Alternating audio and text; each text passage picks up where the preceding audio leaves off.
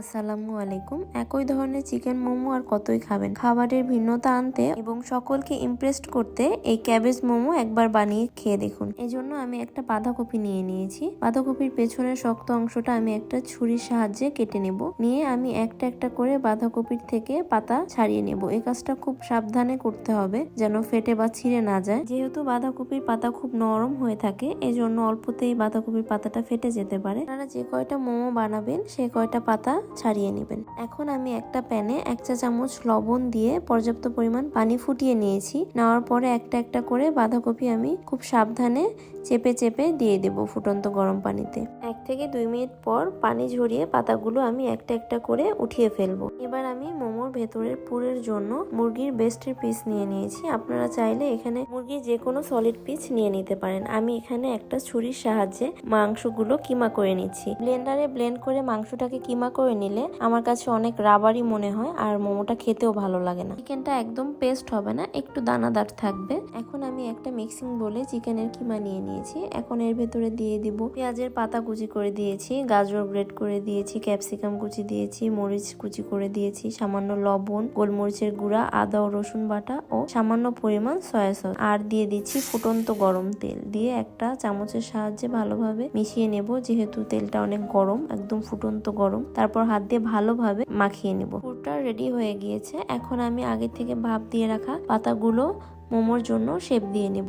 এত বড় পাতা আমার মোমো বানানোর জন্য লাগবে না, এজন্য আমি চারি সাইড থেকে কেটে ফেলে দিয়ে চারকোনা শেপ দিয়ে নেব। এবার আমি পাতার উপরের দিকে পুরটা দিয়ে দেব। দিয়ে দেখতেই পাচ্ছেন আমি কিভাবে মোমোটাকে ফোল্ড করে শেপ দিয়ে নিচ্ছি।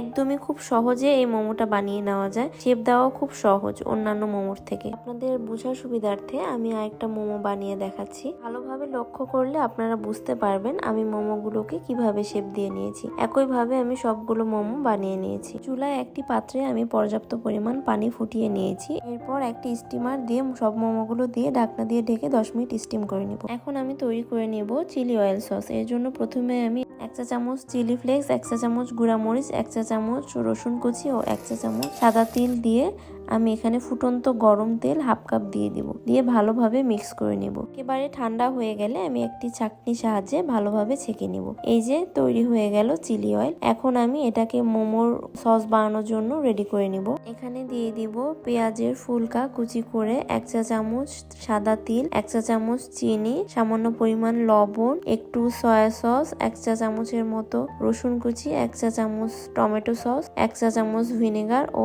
1 চা চামচ পানি দিয়ে ভালোভাবে আমি সবকিছু মিক্স করে নেব। নিলে আমার মোমো সস রেডি। এই সস দিয়ে যে মোমো খেতে এতই ভালো লাগে, না খেলে বুঝতে পারবেন না।